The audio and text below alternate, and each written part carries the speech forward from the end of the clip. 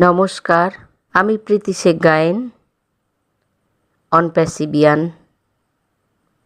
আমি একটি কবিতা আপনাদের সামনে আবৃত্তি করে শোনাব। কবিতা দেখা স্বপ্ন।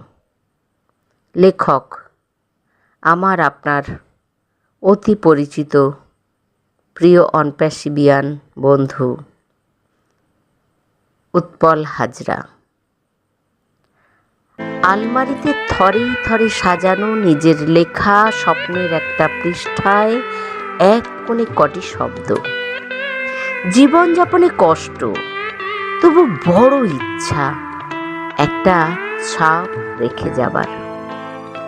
স্বামী বিবেকানন্দ, জগদীশচন্দ্র বসু, রবীন্দ্রনাথ ঠাকুর তারা জানেন না তাদের পথ আজও অনুসরণ করছে পৃথিবীবাসী। আজও জীবিত সে পথ, হাজারো চেষ্টা একটা ছাপ রেখে যাবার। পথ এখনো বাকি।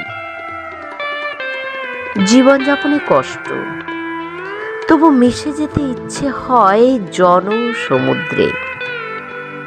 মাদার টেরেসা, ভগিনী নিবেদিতা ভালোবাসার মন্ত্র নিয়ে জনসমুদ্রেই মিশেছিল।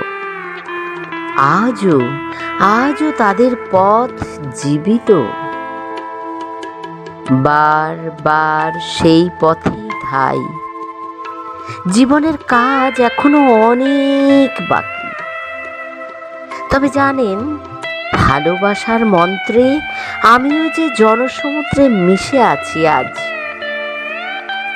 জীবনচক্রটা বড় বিচিত্র। দুঃখ, কষ্ট, দারিদ্রতা, সুখ, আনন্দ, খাদ্য, বস্ত্র, বাসস্থান মিলে মিশে ঘেঁটে ঘুটে উচ্ছিষ্ট।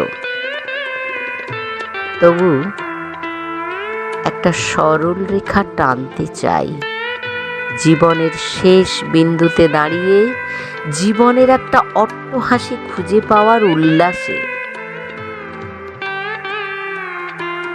বিপ্লবের পর বিপ্লব, উন্নত থেকে উন্নততর, রাতের পর রাত, দিনের পরে দিন, সূর্যোদয় থেকে সূর্যাস্ত চক্রাকারে ঘটছে। তবু একটা সরল রেখা টানার জন্য দাঁড়িয়ে। ছোটাছুটি, ব্যস্ত সবাই, আঁকা বাঁকা পথ, হই হই চই চই, তবু লক্ষ্য স্থির। মস্তিষ্ক ঠান্ডা রেখে বলছি পারবো। অগোছালো স্বপ্নগুলো একটা সরল রেখায় দুঃখ দারিদ্রতার কাঁধে দুহাত রেখে প্রজন্মের জন্য রেখে যাব একটা ছাপ। নমস্কার।